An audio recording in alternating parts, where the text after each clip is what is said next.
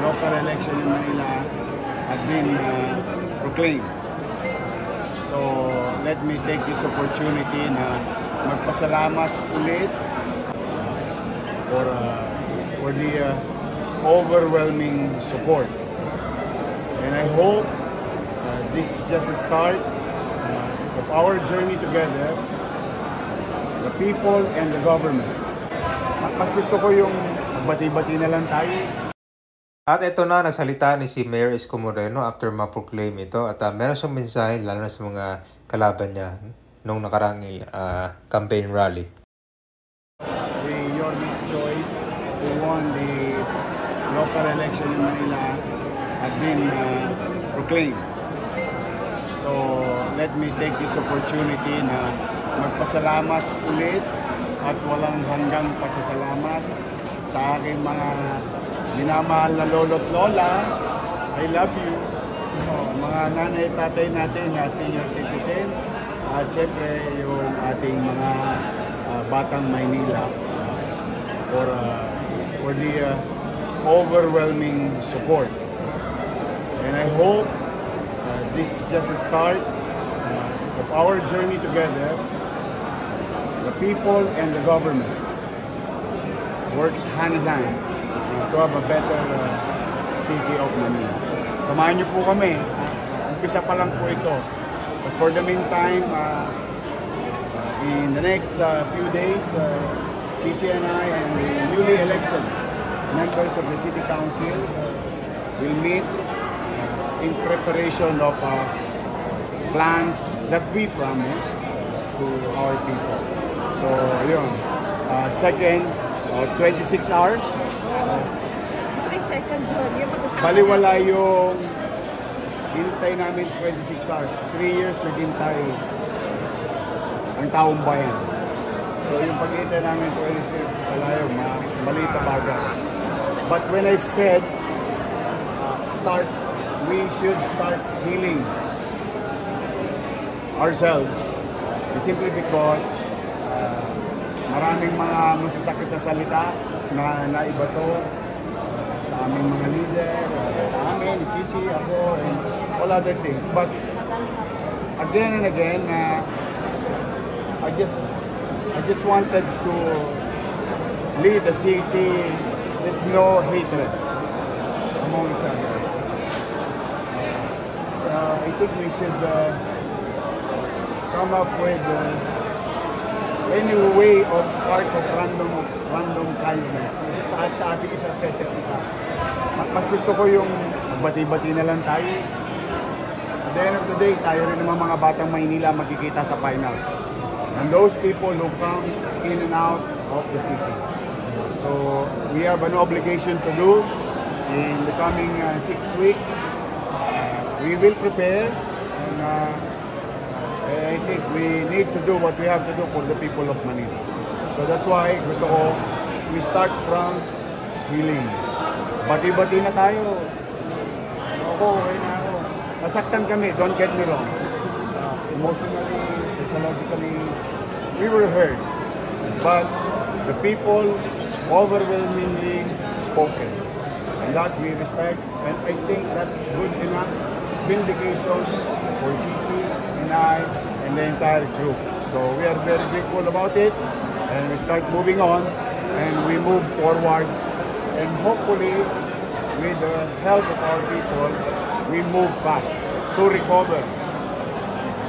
Mabalik ang kaluwalasan, kalinisan, peace and order situation of the city, kapanatagan ng pamumuhay.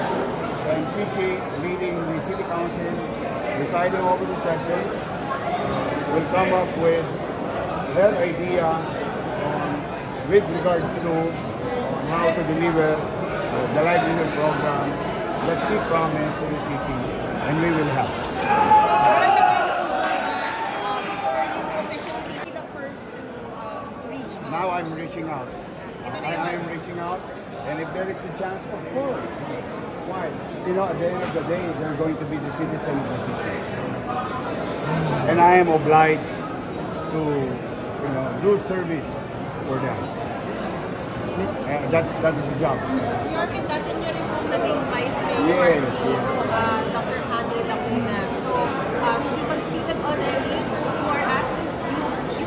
don't know, I've never heard.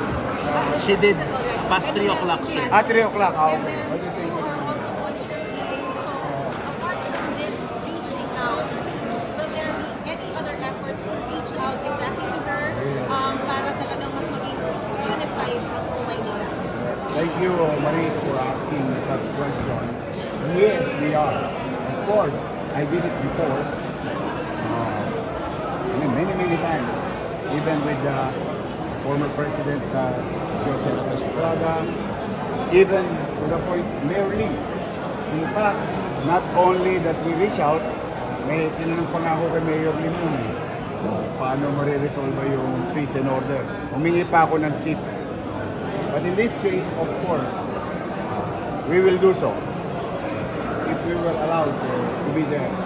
Anytime ako, alam mo, marami na akong baldog sa buhay. Marami na akong bakokang sa paa dahil sa pagkakadapa sa buhay. Maraming dapanan, maraming stumbling blocks. But at the end of the day, I think we should continue to value o pagpapahalaga sa nakaraan.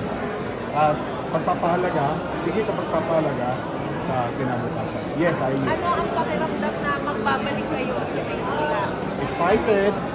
Excited, but I know it's gonna be challenging because it's like doing it again. Parang back to zero.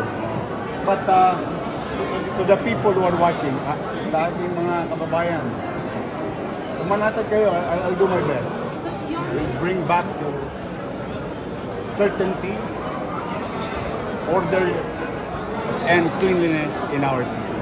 you're expecting smooth transition. I am.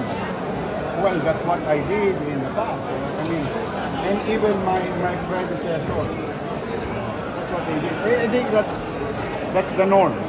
That's a normal way to do it, so that we can move on. See, this is not about us anymore.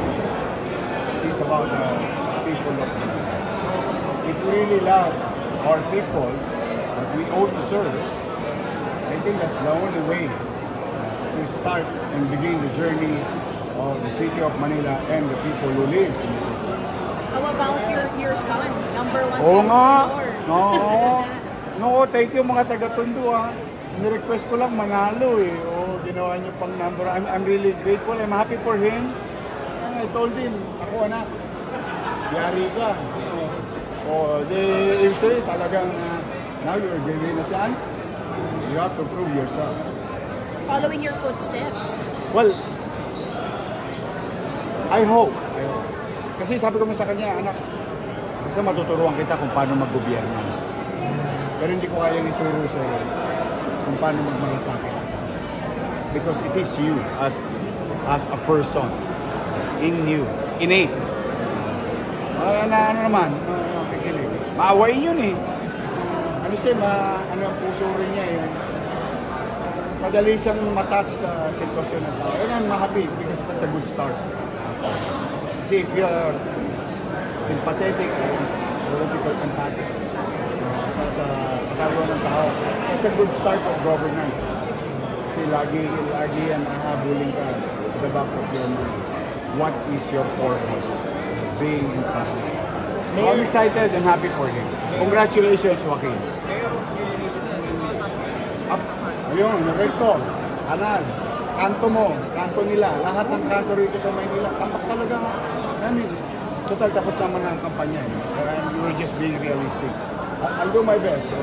I hope the two contractors or the garbage collection will have a different approach under our administration.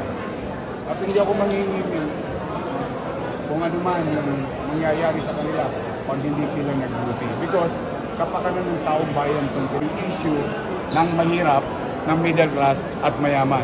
Dahil ang sanidad ay nagdudulot ang sakit at ang sakit na dulot ito, walang pinipiling katayuan sa buhay. So, they have to catch up under my watch. But for the meantime, I will let Mayor Hani Lacuna do her job for the remainder so I think 6 weeks. Kasi siya naman pa ang mayor.